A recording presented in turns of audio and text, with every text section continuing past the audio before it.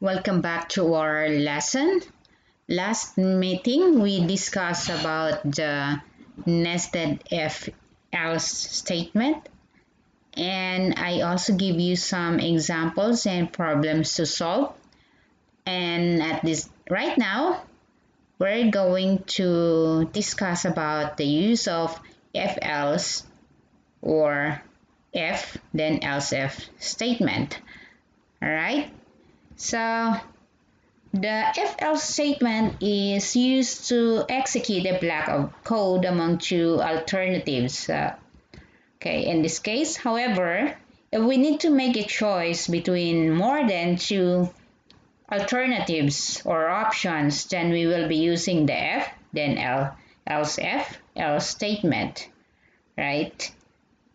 So the syntax for if, else statement, you have to start with the if, then your condition, then if your condition is true, then this part of the code will be executed.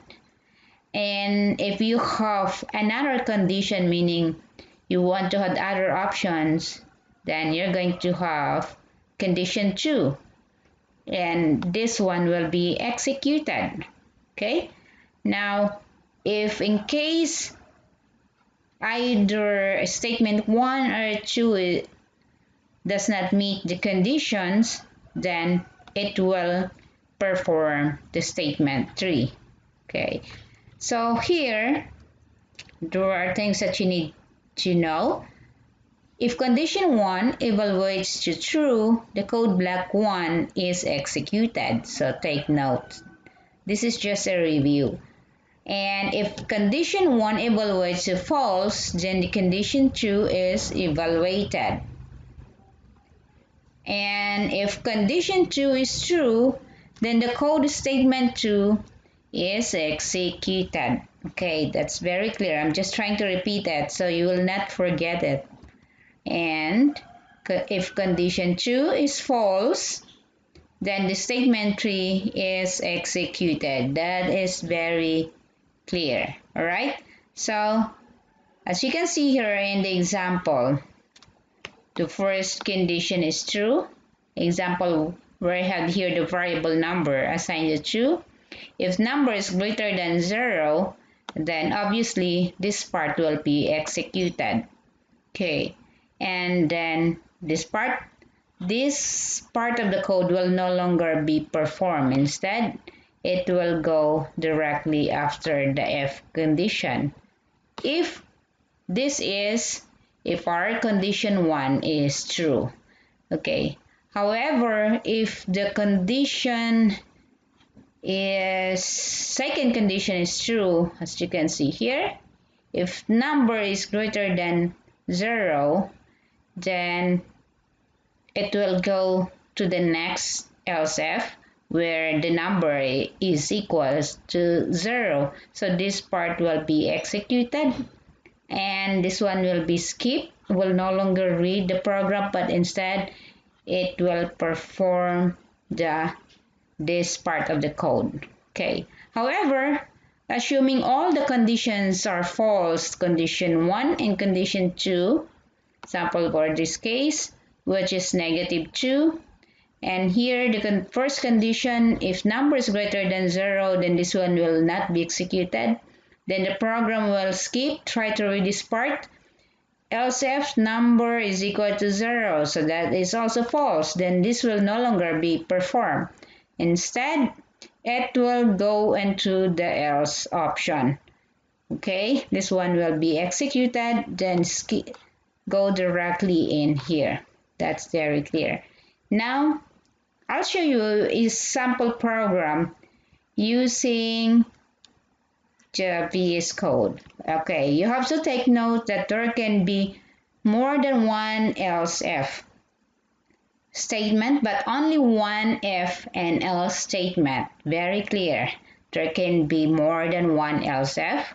However, there is only one if and else statement.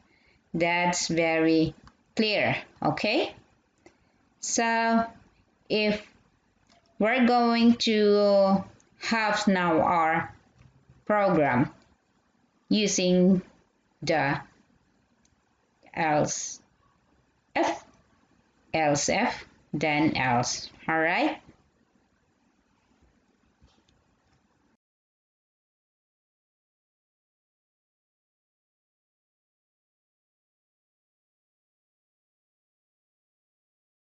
I'll be showing you another example of the program, which is related to the if, then else if.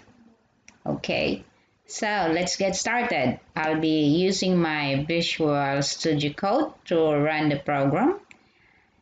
And you can also follow with me using your mobile phone. So you can also try how to run it, all right? Okay, I already created here a pre-format so we can write it faster. Okay, now this program will determine or check the character whether it is a lower or upper case. Okay, so this is the program that we're going to use or solve using the if else if. So when is the time that we will be using the if then else if? There are cases where we need to have extra condition. Okay, that's the reason why we need to use it. Example, we're going to declare a character ch as our character. Then we'll ask the user. For this time, we will be asking the user cout, right? Enter a value, right? Then and cn, we're going to get the value, store the value that you entered in our variable name called ch. Then in here, we're going to have our condition. Okay, we're going to put here the condition. It would say if ch is equal or greater than, is that correct? You will find yeah.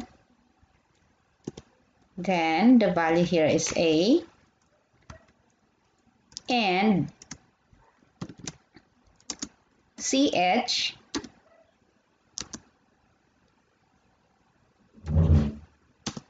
less than equal z. Okay, so we will find out this time. And if this condition is true, then it will say cout, you entered a lower case. Okay, then we're going to add another one, and l, right? So now instead of writing else in here, we will be using the word else if instead, right? So here, else if, it means the else will be on the last part. So here we're going to add another condition. So ch greater than equals, this time I put here capital A and lower than z. All right, now we're going to have the output. It would say cout and you entered an upper case letter. Okay, Right. So, sorry, this should be the same with this one. Z, capital Z.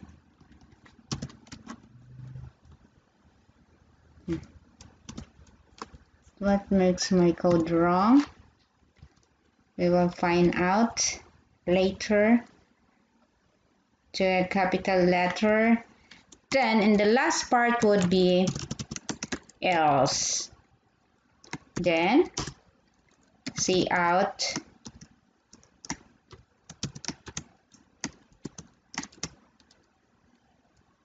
you entered a non-alphabet character, right? CN. Then in here return 0. Okay, so what makes my code wrong in this part? Right. So what do you think is the problem in here? So we're going to run the code. So we're going to have an error in here. All right. Oh, I forgot. Sorry. I forgot to put the CH. All right. Now I got it. So we solved the problem. Okay, CH. Let's try to run again. Enter a value. Letter A. You entered a lowercase. See? Then we're going to run again. Let me say I would enter Y. You entered an uppercase letter. How about if I entered another, which is, example, a number, 9. You entered a non-alphabet oops, wrong spelling. Sorry. Character. Alright, character. So, that's how you're going to solve the problem, determining whether the user entered a lowercase or an uppercase. However, if the user entered other than an alphabet, then it will determine on this part you entered a non-alphabet character. Let me say a number or any character. Example, if I put here, let me say number sign, then you entered a non-alphabet character. Alright, so just clear this one. Okay, so try to review your code. And my challenge for you on this part is try to twist the program and add. When the user enter a number, it would say you enter a number. And if the user entered a, which is not a number, not a letter, then it would say you entered an invalid choice. Okay? Try to do it. I know you can. Good luck.